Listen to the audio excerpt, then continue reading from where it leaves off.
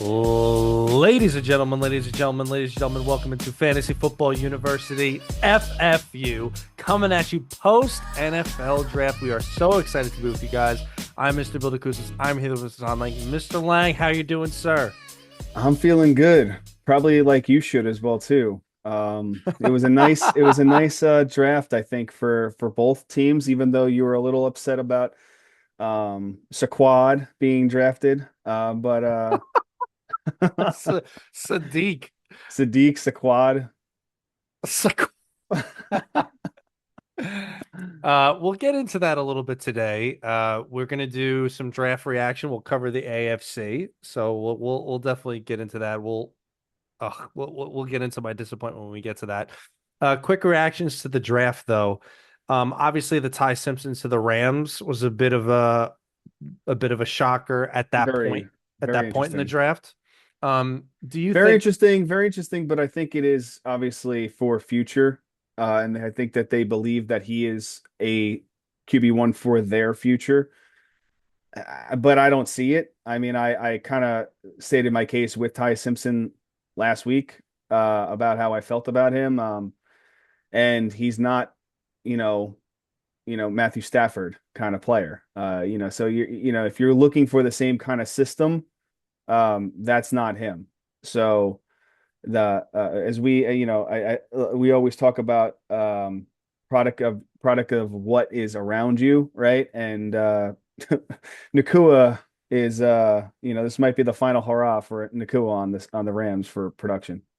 I disagree with a lot of things you just said. First of all, Puka Nacua can be great, maybe not to the level of greatness, because obviously it's a dependent position. So you have a quarterback like Matt Stafford supplying it. Obviously, it might not be as good with something else. That having been said, you have Sean McVay, who's widely considered basically one of the best minds in football, who was so excited that they got Ty Simpson. They alerted Matt Stafford ahead of the time. Who, by all accounts, everything was premeditated for a very long period of time. They clearly have a plan in place over the long haul with this. So maybe they know something that, we're not seeing on the surface.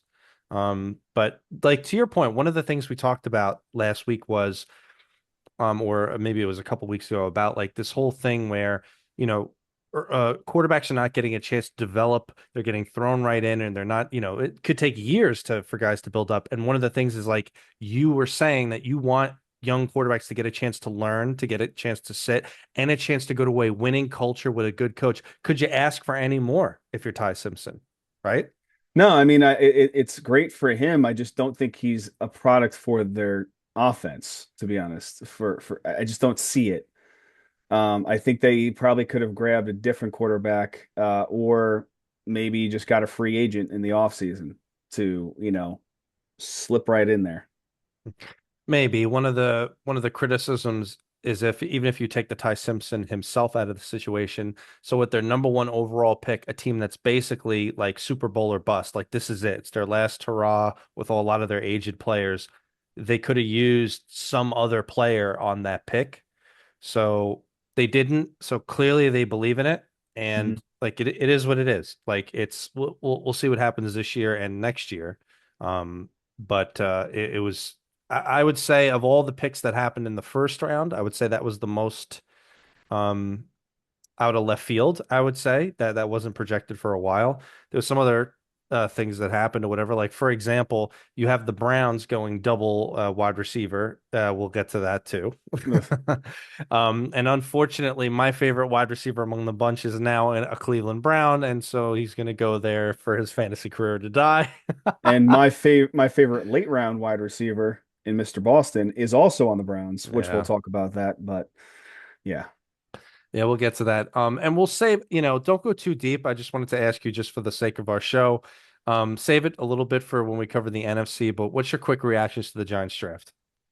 I think they did a really good job. I mean, they've been fairly consistent this offseason on doing the right thing, making the right moves. Yes, did I want a sexy skill player to be drafted early on? Yes, but I think they got the best players that they needed for their offense and defense for years to come. And They already have some really good talent, and they took some talent in the free agency prior to the draft. So I think they made the right moves. And also the wide receiver they selected as well too, which we'll cover next week.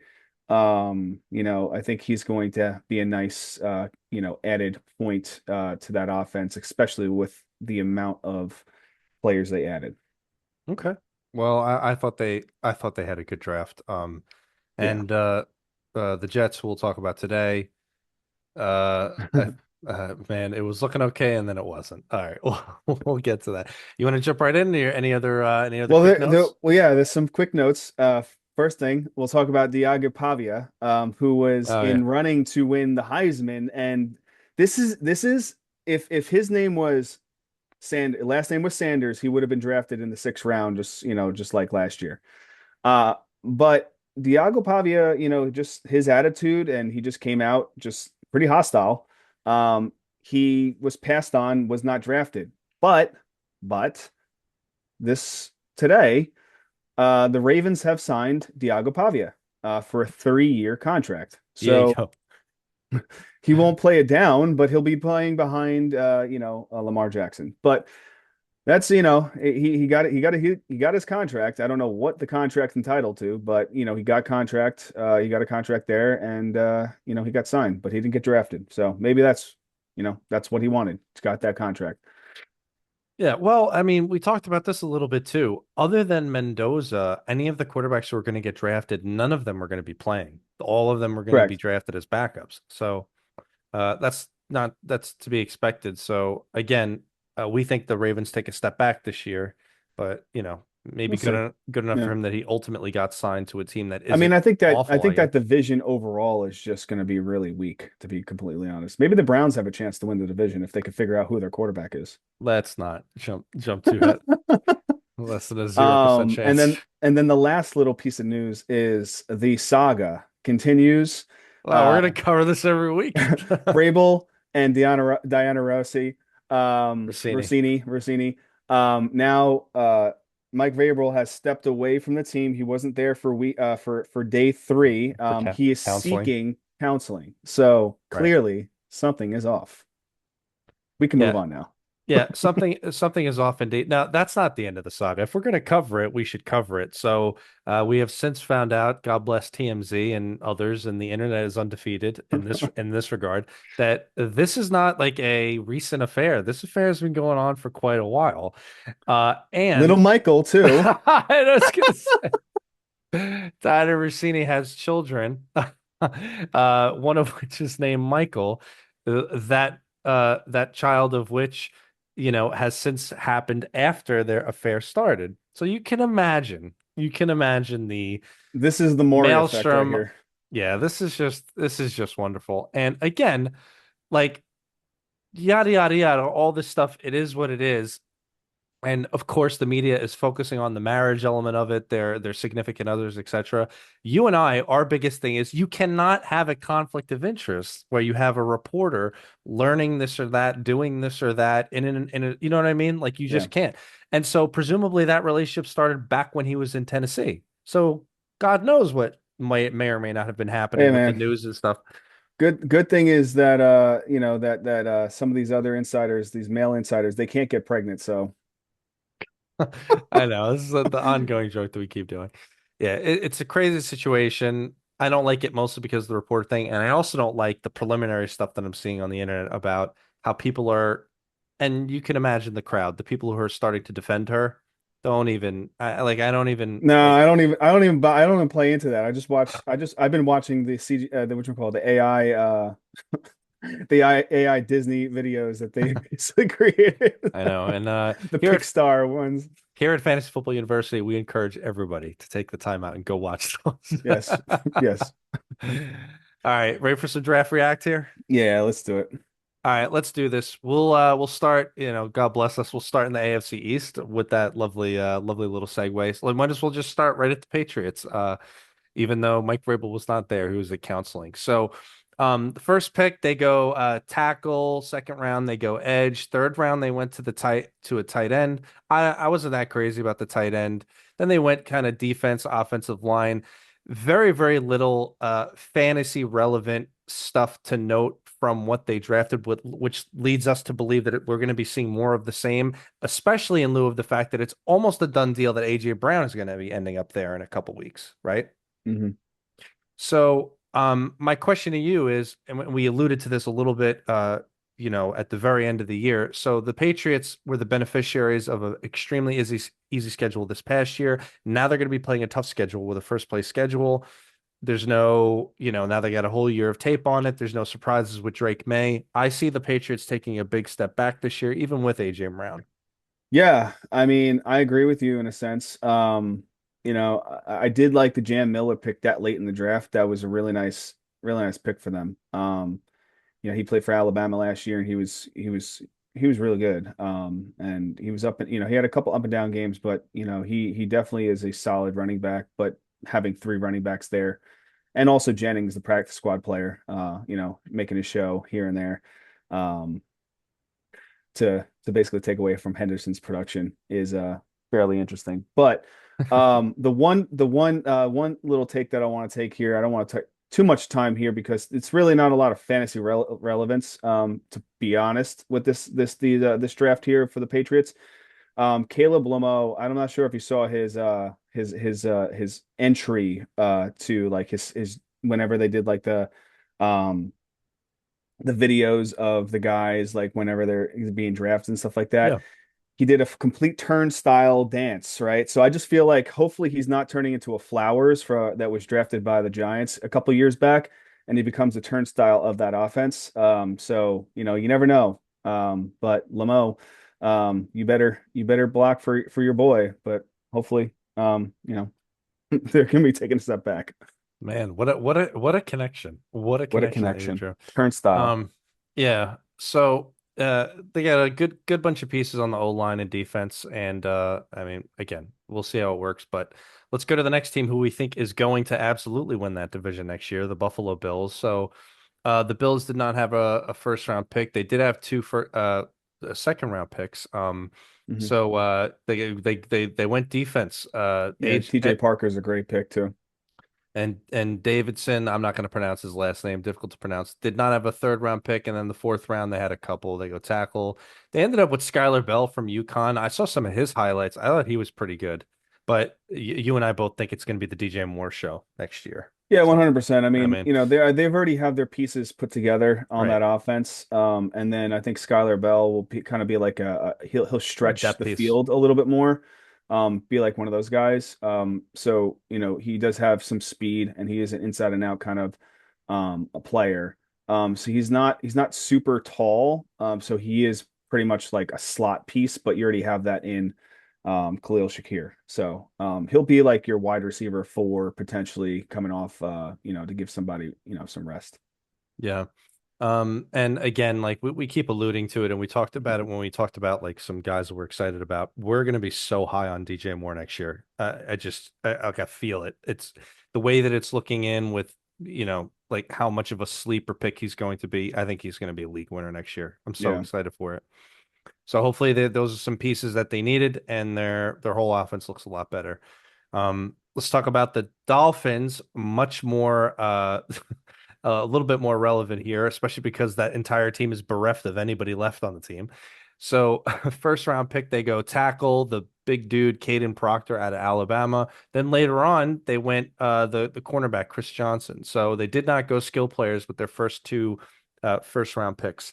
Round two, linebacker. Round three, finally, they go Caleb Douglas, wide receiver out of Texas Tech. I saw his highlights. It's not like I was overly, crazy impressed. A lot of people are saying online that the Dolphins are going to be making a trade for some sort of a wide receiver. I don't. I think they've just completely, stripped it Why would down. they? I mean, they traded Right. away Waddle, so that would make zero sense. I know, and they're trying to strip it down, and just basically start over. And Malik Willis is not going to have much to work with. Now, here that's a good question for you. So, on these teams that basically have very little and there's going to be no names, whatever, there's going to be some sort of value to be had, maybe on a Yeah, streaming the perspective, Malik to but Malik connection. You got Malik Malik Washington out there. Washington, maybe. I mean, at that point, he's going to be the leading receiver, we think, right? I mean, he should. He should. I mean, but I think that Achan is could pretty much be leading I know. receiver and leading, rusher. I know. He just, hopefully he could stay healthy.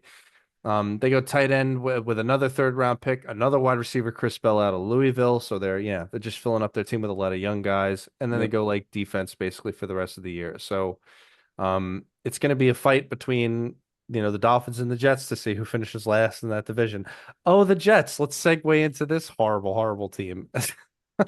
I just can't believe I cannot believe what they did. So I was so excited because I was the round one goes around. They grab David Bailey, great edge rusher out of Texas Tech with the, the second pick. And I'm like, all right, please don't pick Ty Simpson. And then the 13th pick goes by and the Rams, they grab Ty Simpson. I'm like, good. They can't mess this up. They're not going to invest in Ty Simpson. They're going to build their pieces elsewhere. And then, for reasons best known to this team, round one, pick 16, they pick Kenyon Sadiq, the tight end who you and I both have a problem with because he's just a combine guy, never dominated on the field. And the Jets already have a high draft capital tight end on their team drafted last year, Mason Taylor. Apparently, So I don't feel good about him. I mean, but he was fairly good when given the opportunity. right it, but I got it. He never broke any tackles. But again, as my brother reminded me 10,000 different times, as let's call it underwhelming that we thought Mason Taylor was. He was 20 years old. He's got all the room in the world to improve. Now he doesn't because now they've committed to Kenyon Sadiq. So what do they know that we don't know? Is like, are they just going to rock and roll with Sadiq, or is they just vulture each other and that's the end of it, or it's the Jets and the whole team sucks? What is going on here with this? I mean, I think it's a, seven-man blocking front, and one of those guys is going to release and go out for a reception. Oh, maybe. Speaking of receptions, they did have a third pick in the first round. Oh yeah. So the Jets normally they won't they went into the draft with only two picks in the first round. They ended up making a trade with the Bills for a late round pick in the in the first round. And with their third pick in the first round, they grabbed Omar Cooper, who was my least favorite wide receiver among the tier one wide receivers to be drafted. Whatever, maybe my assessment is wrong of it. He's It going was to the be great. 49ers, by the way. Of the 49ers, please excuse me. So maybe my assessment's wrong. He's going to be great. But I was like, after being so excited about David Bailey, wasn't so happy about Sadiq and Cooper. Um, my brother was decently happy about the rest of it. They go great cornerback for round two, D'Angelo Pons. And then they go, a D line after that. And then, of course, the one you were texting me about, Cade Klubnik in the fourth round to the Jets. You were not that big of a fan of Cade Klubnik, No, as I I mean, recall. I was a huge fan until he just, stunk it up all season last year for the Clemson Tigers. Um, It was the latter half of the year. yeah, I Yeah. mean, he has a solid he has a lot of opportunity. I just hope he just doesn't break under pressure like he did last year. He when they were behind, he just broke under pressure. And so, he doesn't have a lot of pressure right now. He's got Geno Smith in front of him. So, he has got a good opportunity to basically, go out there and create some losses for the team. Yeah, but I made all jokes aside, I think he's a good football player, but honestly, I don't know in the next 4 years if he has a 5-year NFL plan out there for this. So, he may be, a real estate agent in the near future. Who knows? Do you think he Um, sees any time this year? yeah, You do. All yeah, right. 100%. He'll probably play midway through, or if not before that, because um, you know, There, go ahead it's and gonna be say it. bad. It's gonna be bad. Um, but I don't um, know. going back to the Omar Cooper thing, Yes. I think he's a decent pick, but honestly, I think he was not the best wide receiver out of Indiana, to be completely honest. I think Elijah Sherratt was the best wide receiver out of Indiana. And yes, Elijah Sherratt was taken late in the rounds. I think it was round 4 or 5, by Baltimore. We'll talk about him in a little bit, but Amari Cooper, he's going to be good. And it's a nice counterpiece for what they got there with Garrett. But I just think, you want somebody that wants to score and that wants wants to put it across the end zone, and Cooper wasn't that guy. No, but let's not, bury the man too much. I mean, he's a seriously talented receiver. He's very good. We're just talking like, okay, if we preferred this guy or that guy to him, and then that's sort of what we're saying. And like to your point, I preferred Concepcion, who was available at that point. Oh, 1000%. Yeah. Or actually, I apologize. Concepcion went earlier, so he actually, and we'll get to that too. Yeah, let's parlay that. Let's get right into the AFC North here because a lot of the guys we're just talking about applies to them. Let's start at the Steelers. First round pick, they go tackle the big dude out of Arizona State, Max I. I'm not going to pronounce his last name. Second round pick, wide receiver from Alabama, Gurmy Bernard.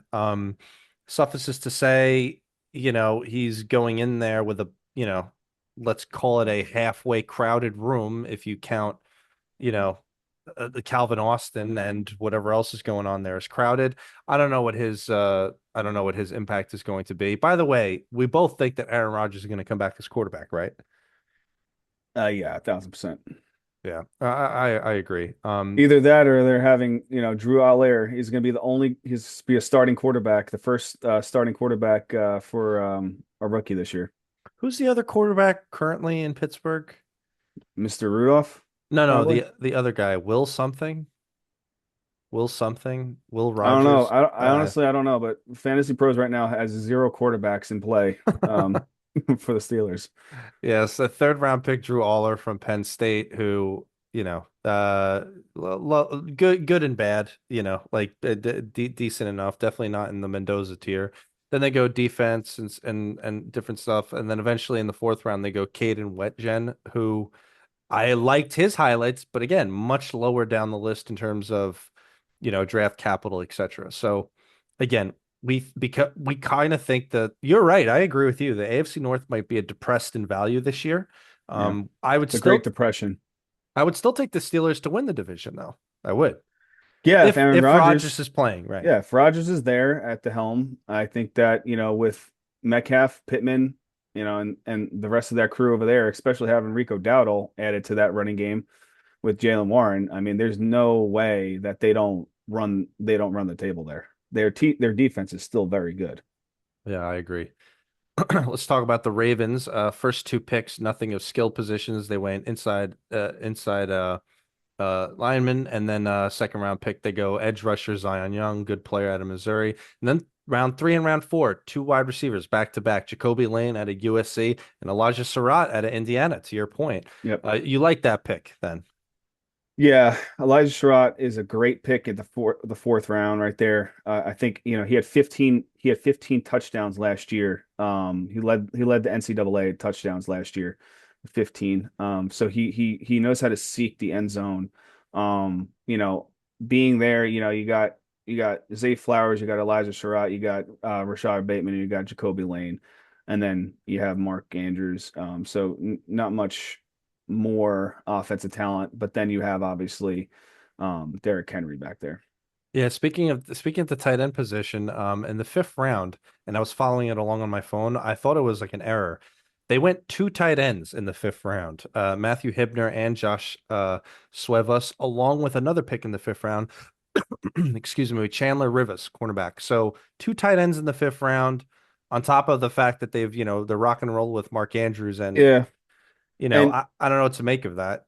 well, yeah, I don't know what to make of that, but I think the one big thing outside of that of the tight ends, yeah, I mean, again, maybe they're just trying to find a second tight end because they don't have anybody behind Mark Andrews. But the Adam Randall pick I think is a I was really gonna nice. I was gonna I think ask it's you a about really that. nice pick because I don't know if you know Adam Randall basically transitioned to a running back last year and he was a wide receiver. He's 238 pounds or so, and he runs like a running back. He can transition back to a wide receiver, and he could be the only big bodied wide receiver of that offense, and that could be huge. That could be a massive transition for him. He doesn't need to be the running back behind Derrick Henry. Right. You still got Justice Hill, so I think he's going to be a very very unique piece that can move on the outside. Not saying he's going to be 100% fantasy relevant this year, but he's definitely somebody I want to keep an eye on because, if I want to have a late round flyer, especially in best ball, he could be somebody that can really, really potentially put some good league winning points. Certainly, because the other backs behind Derrick Henry, it's not like they're world beaters. It's Keaton Mitchell and Justice Hill. Correct. So there's no reason to think that he can't just become that guy after Derrick Henry. Let's But go to the again, he can transition to a wide receiver this year. sure. He could be very multi-dimensional. Yeah, I agree. Let's go to the Bengals. Did not have a first round pick. Second round, and for most of the draft, they did what they needed to do was like not go anything other than defense and O line. So edge rusher, cornerback, offensive line. Not until the fourth round did they get a wide receiver, Colby Young out of Georgia. I think Colby Young is good, but he's just going to be buried behind, Yeah, everything who's but small. behind everybody Yeah, Higgins and Jamar Chase there. and each of us. And yeah, even him. It's weird. It might take a couple of years for the Bengals to like start not being completely bad on defense and O-line, but Well, they, you know, basically the internet is saying that right now Cincinnati Bengals are the NFC AFC North favorites to win the division. I I would would bet not take against it. that completely. I would Uh, not take that. I But would take the odds on the Steelers. I would. yeah, I mean, I think, the Bengals defense does need to get a lot better. Obviously, grabbing Dexter Lawrence is one thing from the Giants, but he's one of 11 men that's back there. So one guy cannot do that. And you saw with the Giants defense last year, even being a good defense, they let up a lot of points and he only had a half a sack. So Let's jump to the Brown. maybe this year he'll have two sacks. He just might. Um, let's jump to the Browns, and this is where people go for their fantasy careers to die here. So the Browns had four picks in the first two rounds, two in the first, two in the second, and all of them are relevant players, and hopefully they're just not buried for the rest of their careers here. First round, they Spencer Fano, the really awesome tackle out of Utah, so that helps their offensive line. Makes me feel better about their running game a little bit, but again, God knows what they're doing at quarterback. Later on in the first round, my favorite wide receiver, Casey Concepcion, went there, and they needed a wide receiver, but like again, it's just awful quarterback play. I mean, Yeah. and then later on, the first pick in the second round, Denzel Boston, to your point, the big giant dude, he went there too. And then later on, they went defense, a couple other O linemen, a couple I of the members on defense. I mean, I love their wide receiver room. I just don't like the situation at quarterback. I mean, having Casey Conception, Denzel Boston, Jerry Judy, Isaiah Bond, Cedric Tillman, Right, a lot of Jerry weapons. Judy and Tillman have already proven that they could be fantasy relevant, no matter what team they're on, right? Right, and Isaiah ha- and Bond, and Harold uh, Fannin at tight end. yeah. The thing is, I think they need to just really solidify who the quarterback is so the quarterback can just get out there and just do it. And the problem is I don't know if they're going to be able to do that because obviously they also drafted, a quarterback this draft as well too. And on top of that, they have, which is was from Oregon last year too. So, there's it's a mess. Deshaun Watson, I think they need to figure out what they're going to do with Deshaun Watson, but you already know what you're getting out of Deshaun Watson. I also Do think we? yeah, I mean, he's terrible. He needs massages to be good. Well, that's sort of what we're saying. Like that six round pick that they took on Taylor Green, I think that's just ultimately a depth piece. But I mean, good luck. Like, who is starting for the Browns then? I mean, is it Watson? Is it Shador? Is It's it going to be Shador somebody else? Sanders. How about He's the only one. I mean, and I know I poo poo on him a lot. He is the only one outside of Gilbert. He is the only one Dylan Gabriel? Gilbert Gabriel. See, like he's not even on the list anymore. He is the only one outside of him that I can see that can actually get better in time. And because you already know what you have from Deshaun Watson. You spent a lot of money on a guy that didn't play and got injured. Right. His time, That's his a good time, point. and his time is numbered as well too. Like you have to look for the future, especially with all these wide receivers you just plugged into this offense. Plus also the young running back in Judkins, and then you have Fannin. You have a young team, and you need to have the camaraderie be consistent. And only way you can get better is by picking somebody, throwing him out there, and making him your dude, and then coach him through the process. That's it. No, you're right. And that's an interesting point that you made too, because That's probably the like best thing, the most positive thing I said for Shedeur Sanders this entire offseason. you're right, because to some degree, like his future is unknown. He can improve. There can be different things that happen. He can, there can be strides that are made. Deshaun Watson at this point, like that's what you're hanging your hat on. So I agree with that 100%. But again, they have such a financial commitment there, which by the way, like aren't when are they able to cut him? After this coming year? I don't know. I mean, they did do some sort of restriction with his contract, but I mean, he's already, I mean, he's like, I already got paid, so you can do whatever you want. So What the worst contract in sports history. Oh my almost God. all fully guaranteed. Oh, it's ridiculous. It's up there with Bobby Bonilla. It really is. That's up there with Brandon Ayuk I suppose. I mean, I don't think that's in the same category. for a position for a Ayuk, position. Ayuk never got the money, right? They like got Ayuk out got of it. paid. They like got out of it halfway or whatever it was. No, he still got paid. He's still getting paid. We should look They up, can't trade him because nobody's gonna take up that contract. we should look up the details on that. I was seeing somewhere online that the Browns, somebody other than Shador Sanders or Deshaun Watson is going to take the majority of the year. Somebody that we don't know yet on the team. Like they might go in, they might make a transaction or something. Joe Uh, Flacco is gonna come back.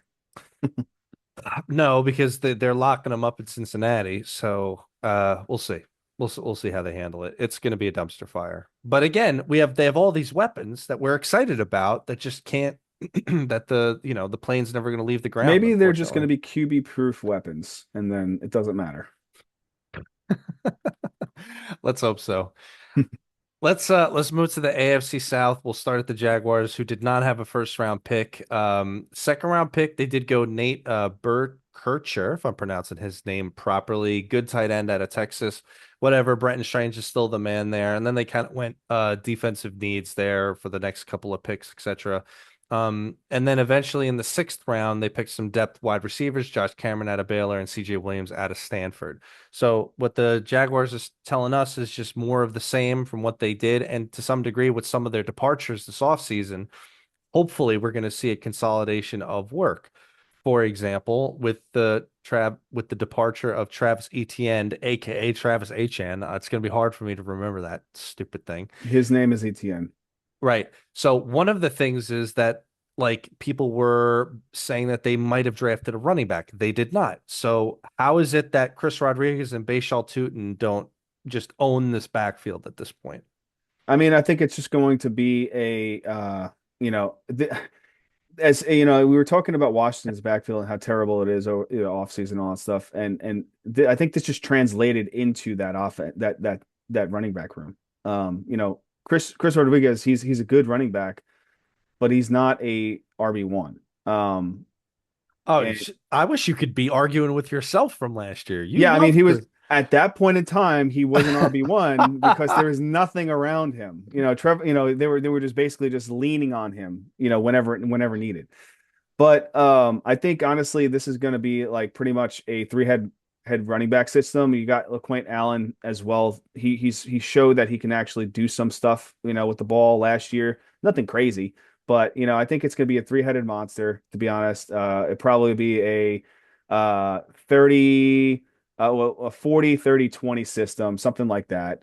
Um, and then Trevor Lawrence is going to run with the ball a little bit. I don't think, to be completely honest with you, I'd be really, really hesitant this year going into draft by taking one of these guys as my RB2. There's just no way I can play that way. I don't even think that Chris Rodriguez is potentially even going to be draftable. He may be a late round flyer this year. I would take him as a late round flyer because there's going to be some value there. Like that's it. Those are the The guys. I problem is mean, they're both, Tootin and Rodriguez are pretty much the same running back. They perform the same way. it's a comparison to make, but I mean, they could very well have a very similar season that Ken Ken Walker and Charbonnet had last year. Yeah, Where I where did can't. they fit? It cannot be on that level. There's no Well, way. One's well, elusive and one's a power back.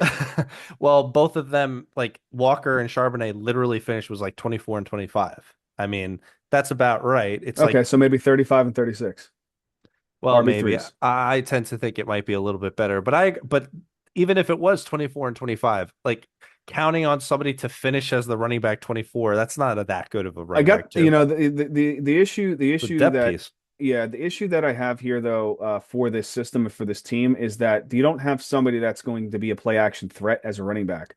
So what opened the field a lot for Trevor Lawrence was basically having a reception running back in Travis Etienne, and you don't have that anymore.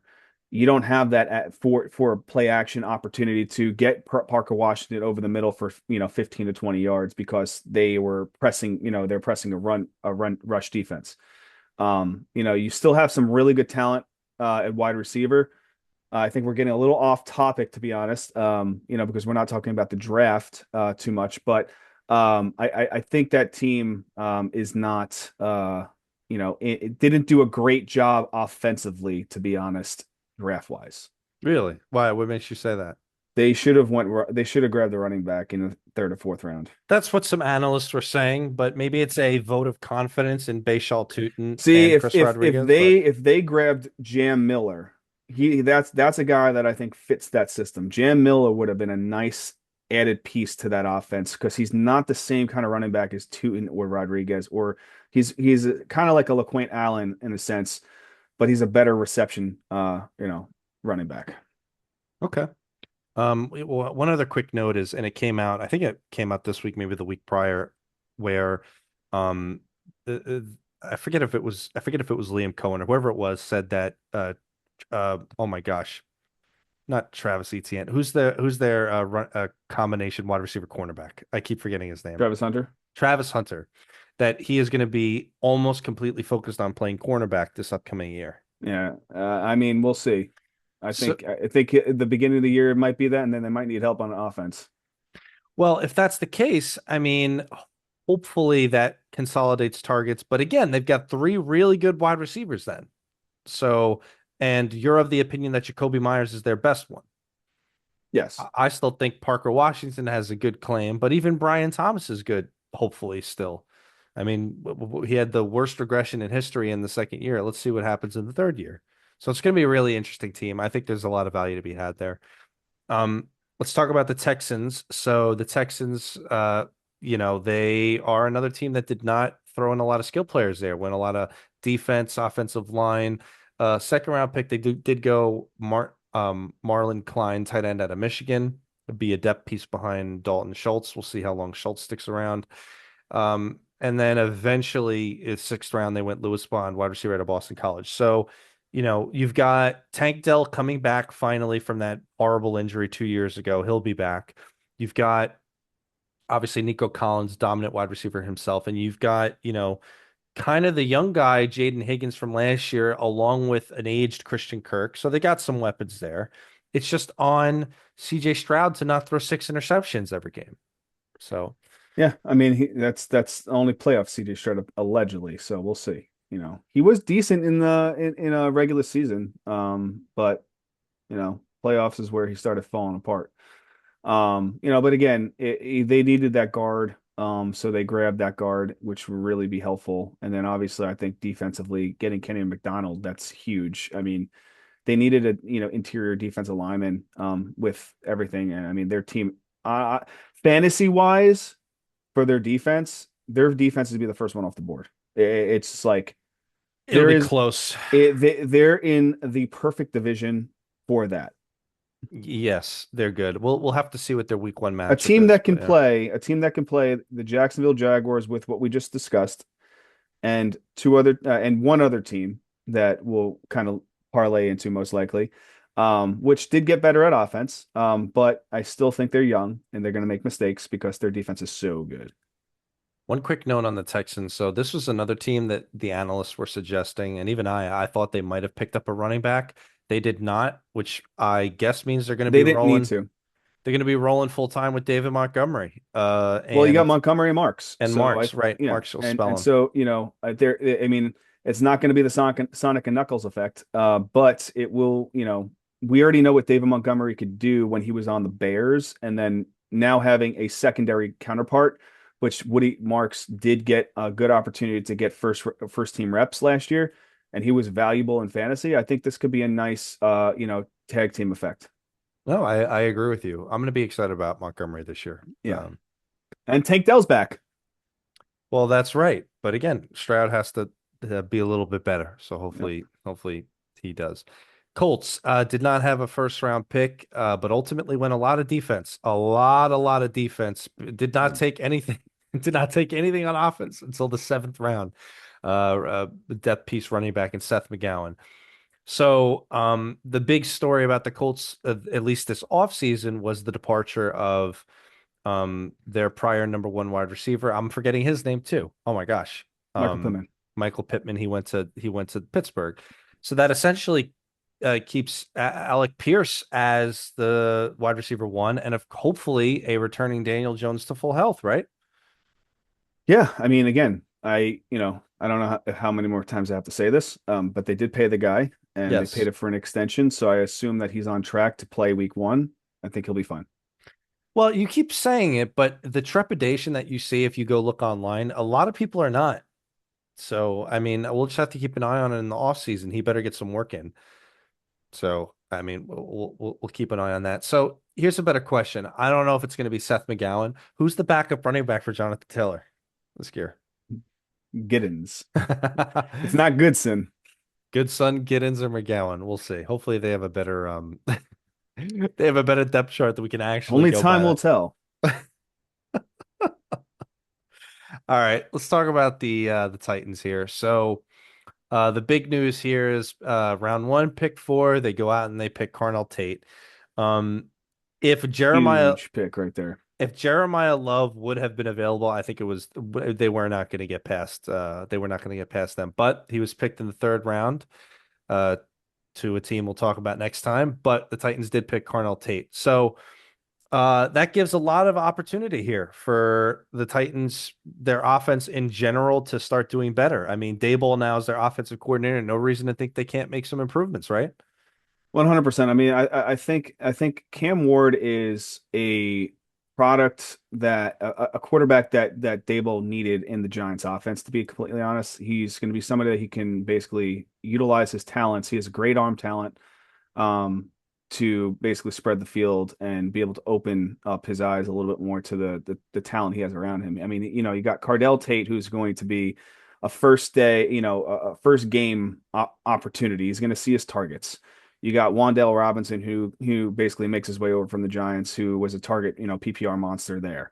You got Calvin Ridley, who knows if he's outside his prime. Most likely he's outside his prime, but he's still there. Then you have DK, and then basically I am I have the Manor. cool young guys, yeah. Yeah, so you got those guys. You got a lot. You got the DK and also I am Manor were good for what they needed them to be last year. They're not wide receiver ones. They're not necessarily wide receiver twos, I don't believe. They're good role players that are not going to be fantasy relevant. They're going to have some decent weeks, but they're not going to be somebody that I'm really going to plug into my roster at all. Um, I think Wandell and Tate are going to be the only ones that I'm really pretty much targeting fantasy wise this upcoming year. Tate is going to have the year that Marvin Harrison Jr. should have had. He's Uh, going to be that good. from your lips to God's ears. I mean, then Cam Ward is going to have a lot of success. Then he's going to be making a leap if that's the case. Well, yeah, I mean their Oh, defense is still not great. They did get some decent pieces on yeah. defense, The rest and of their draft, they basically went all defense. yeah, I Yeah. mean Robert Sala is there, so they're going to be focused defensive minded, based on the head coaching. But leaving the offense to Dayball, it's going to open up a little bit more of different schemes for Cam Ward to basically spread the ball, and it's going to be a good situation for that offense.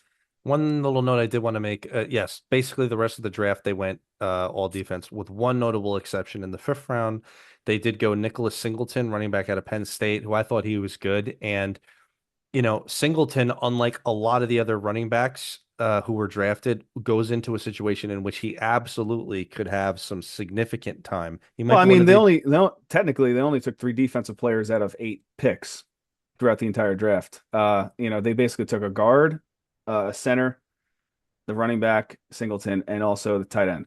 So right. it only Well, took three different defensive pieces. I mean, defense and O line. So I mean, like they clearly you could see where they're going. But yeah, I have Singleton. I am fairly excited about as one of these like rookie running backs that we'll talk about when we start prepping in for draft season. You know, keep an eye on these rookie running backs to take off towards the second half of the year. He's going to be one of them. These very, very, very, very late round guys or guys that you pick up off the waiver wire because the opportunity is going to be there. There's no saying that Pollard and Spears are going to be world beaters this year. It's going to be hard to see that happening. So there we go. That's the South. Let's go to the AFC West. The Denver Broncos did not have a first round pick. They did not have a second round pick. Third round pick, they go Tyler Oniedem, defensive tackle out of A&M. And they went with Jonah Coleman, running Yep. back out of Washington as the fourth round pick. My favorite guy that should have went to Seattle.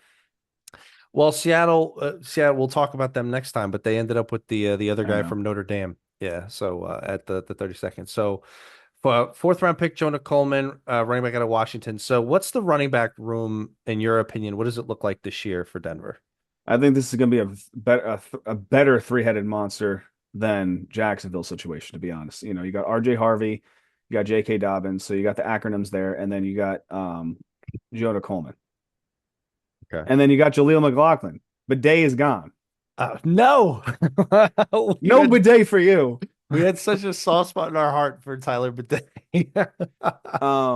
But honestly, I mean, this could be a four-headed monster. Who knows? I mean, or I just don't know if I want to even, yes, RJ Harvey was very, very relevant last year, but when he was the only guy, right?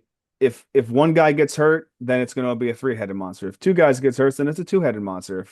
If one guy's in the doghouse, then it's gonna be a single-headed monster. Like, you know what I mean? Like, it just, you don't know. You don't know. And yes, do you have to draft some of these guys? 100%, because you have to basically bank on somebody basically being that guy at a quarter of the league. But that's not league winning. That's not going to, you're going to be able to grab, like, RJ Harvey was drafted early last year, right?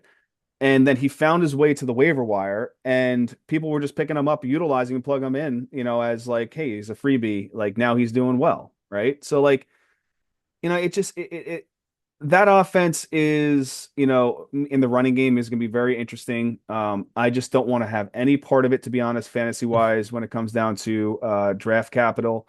I'll rather just sit and wait. It's just kind of like, you're playing the a Wheel of Fortune game, and you want to just press that button real quick, but you just gotta hold a second, press that button right when you know it's gonna hit. So Okay. this is the same scenario. You just gotta wait on these guys. I don't think anybody is going to be super super relevant week in week out. Jonah Coleman, he's a great talent. And he's pretty much the heavier power back there that's going to be able to score, those close red zone touchdowns. But again, there's just too many hands in that backfield. Um, so I don't know. I have a slight disagreement with you. I do think that from a draft capital perspective, it like I could see, especially now with this happening, I could see J.K. Dobbins going really late as an afterthought, but we saw what happened last year. J.K. Dobbins was great, and I could see him being really great and to power you through the first 6 to 8 weeks or whatever, maybe slightly less. I think he'll be a great pick. And then you sell him high, and then you're good to go. I could see that being something that we start recommending to people. But Um, we're talking about the draft here. Well, hey, I mean, just from an overall running back room perspective. And by the way, never underestimate Sean Payton for messing up any of your running back plans that you might have for guys that you draft on the Happens Broncos. every single year. All right, so the Chargers, first round, they went defense, awesome edge rusher out of Miami. Second round pick, interior O lineman. Eventually, in the fourth round, they went Brennan Thompson, wide receiver out of Mississippi And State. that is a guy that Mike McDaniel ripped his shirt off and paraded around the room for. The reason is because has the fastest 40 speed in the combine. So basically, and he that's a guy that basically, that kind of falls in the line of, what his style is offensively. He wants that stretch, that field stretcher kind of player. I don't think this is going to be fantasy relevant at all. He I pretty agree. much is, he's going to be a guy that basically, he'll be a field stretcher, so he'll be pretty much a distraction to the other side of the field or underneath routes for his location. So I think this is great for, to be honest, our what you call it, Lab McConkey's, La DD McConkey's, The DD opportunity. Metcalf. Because he could basically, you have two of these guys on the outs, and then basically he just runs an inside curl route, and then this guy just flies it up, and it opens up the door with that coverage. Yeah, but I mean, for him to be getting all excited to do that again, we talk all the time about like it just doesn't mean anything. Just No, great. You ran a really fast 40. this guy is a Raheem Shaheed. That's what he is. Right. I mean, maybe he's a Xavier Worthy. He's a, Henry Ruggs. Well, let's hope No, not. But Raheem Shaheed is. I think that's the route right there. all right. Well, the point is, hopefully the Chargers can essentially run it back with the guys that they have and stay healthy. Hopefully they can. Yeah, and they also compiled a couple more offensive players on the line. They're getting all their guys back, so but they did add a little bit more depth. So hopefully, I think the Chargers, to be honest, in my eyes, are pretty much the favorites to win that division next year. Really? Yes, Okay, we'll have a disagreement. that's Uh, fine. let's talk about the Chiefs. So the Chiefs, with their first four picks, went all defense. And an extra note in the first round, they actually traded up to make sure that they got Mansour Delane, superstar cornerback out of LSU. That'll help their defense, especially because they just traded Trent McDuffie. Yeah, it's a But, cheaper play. yeah. And they also picked up Peter Woods again in the first round, defensive lineman out of Clemson. Yes, sir. Yeah, so he's a big dude. He's he's a He's good. clogger. He's a clogger. Right, especially because of their situation Get your with plungers ready, everybody. Chris Johnson. I mean, we're not really sure Chris how much Jones. long Chris Jones, sorry. We're not really sure how much longer he's going to keep it going, so that'll help them. Round two, edge rusher Mason Thomas. Round five, Jadon Kennedy, cornerback out of Oregon. Not until the fifth round, later on in the fifth, did they get Emmett Johnson, running back out of Nebraska. I just see that being a depth piece. They're going to be rolling with what they have with Ken Walker. It's one of the reasons why I see Ken Walker just really have a really dominating year. So we'll But he keep an eye on cannot him. be a solo proprietor back there. We know what happens when he is a solo guy back there. They call him Ken Glass Walker. I think Emmett Johnson is going to be a decent, guy that's going to be able to come in and basically give Kenneth Walker a rest. But I also think that they also, if Mari DeMarcado lasts into into the to the regular season, he could basically be a nice transitional guy as well too. uh, Amari DiMercato, I will never have him on a team. Just won't happen. No, he's not going Especially to be won't fantasy happen. relevant, but the only way he becomes fantasy relevant is when, Glass goes down. And that is what basically when Patrick Mahomes comes back. So, Oh you're going to yeah. have Justin Fields back there, running the helm of quarterback, and none of those wide receivers are going to be relevant at all. Based on the You're gonna have all of those running backs. You have all four of those running backs in the backfield with Justin Fields, but no receivers out there. based on the latest information, do you still hold true to your prediction that Patrick Mahomes does not play the first, I think you said 6 weeks? 100%. Okay. I want to take a bet with you on that because I absolutely think he does. He So does what not come back until week 5. well before you said he doesn't play 6 weeks. So what's All the right, now I'm gonna cutoff say, going? all right, week 5. He comes back week 5. He comes back week five, so he doesn't play the first 4 weeks. So he starts on the pup. They'll be 1-4. Sorry, they'll be 1-3 by the time he comes back. All right. That bet I won't take because I could see him starting on the pup, but I actually my ultimate belief is that he is back for week one. But we won't make that into a bet. I wouldn't do that. But if you were gonna say week six, then I would have taken that bet.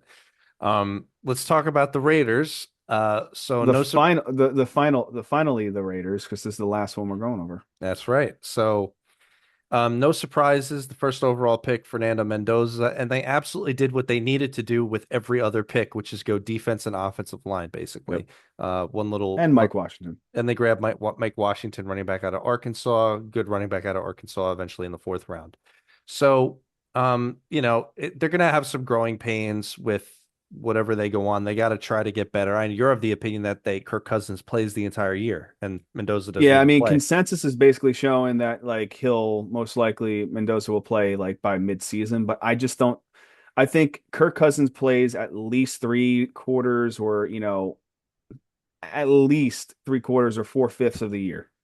And then it leaves Mendoza to have anywhere from 2 to 3 games. Well, you had a caveat in there. You said as long as Kirk Cousins is functional for the offense. Like if Kirk is just playing horrific, then it's whatever. Then it's just throw Mendoza in there. You might as well at that point.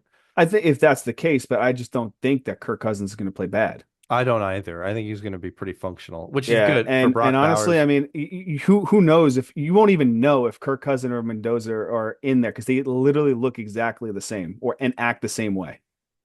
No, They're you're the right. same guy. There's some physical like some facial features that look pretty close. You're right. Yeah.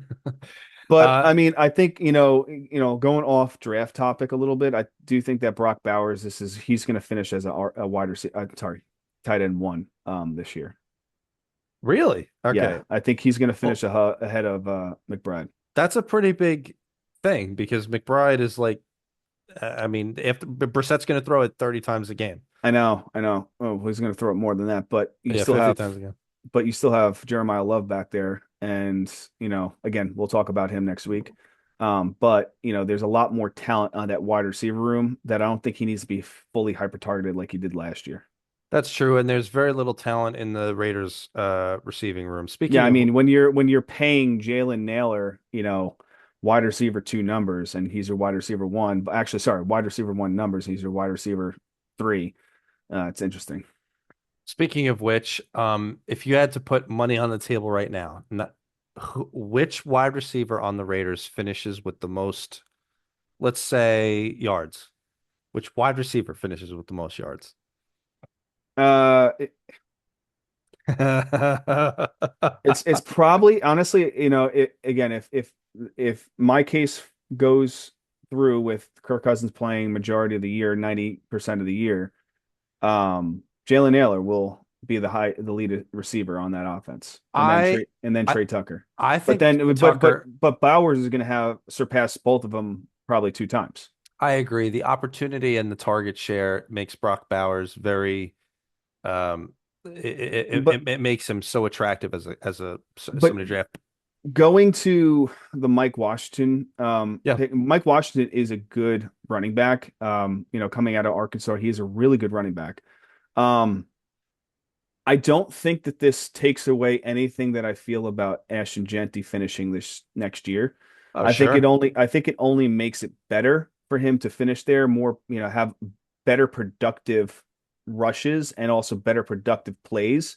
Um, then basically, if he needs a break, he didn't have that last year. Now you have somebody that can grind it out a little bit and take it away and basically keep that ball moving instead of it being, you know, third down. It could be the second, run of the series, and it's third and four, and they get the first down, and it doesn't translate into just basically punting the ball. It's going to keep opportunity on the field. So I think Mike Washington is going to be a nice transitional piece, but I think that it's not going to take away from Genty at all.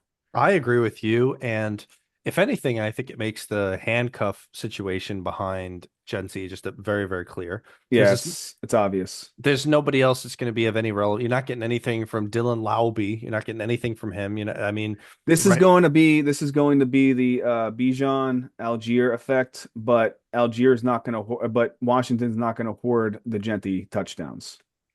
Right. So we'll feel good about Brock Bowers, but again, it just depends on what the investment is when you draft him. And again, we will get deep into this more in the offseason about just like where that line is and like how it's like so hard to make that investment into a onesie position. You lose so much. So, but hopefully, I mean, after what went on this past year, maybe the ADP is going to be depressed for Bowers. So we'll keep an eye on that. It will. See where It it's will at. to an extent. I don't think it's going to be that far. But yeah, he'll definitely be a third, fourth round guy. But I think he's going to over exceed his production very, very I, easily. I mean, it would have to be like I don't want to commit to saying this, but if he like magically fell to the fifth, fine. But then it's like it's never going to happen, you know. If he does, that's a Uh, nice little pick right there. I suppose, yeah. So there we go. I believe we've covered every AFC team. Do we miss anybody? We did not because we went by each north, south, east, and west. Yeah, we did. That's how it Perfect. works. Yeah, perfect. So we'll cover the NFC next week, and then we'll start getting into a little bit of prep for the future here. This is getting into some good stuff. I'm excited. I really am. I'm excited for this season. I think it's going to be, with the whole Seahawks basically coming out of nowhere, with sort of the Chiefs taking a backseat, it's opened up the NFL season a little bit. So I'm very excited. And from a fantasy perspective, like we've been pretty accurate. So I'm very excited to hook everybody up with the most accurate information for Fantasy Football University going into next year. Closing thoughts, Mr. Lang? No, again, we truly appreciate it. Oh wait, do you want to come here real quick? It's Diana Rossini, guys. We truly appreciate everybody that takes the time to watch our videos. If you could please like, share, and subscribe, we truly appreciate it. Thank you very much, everybody. Thank you, Diana.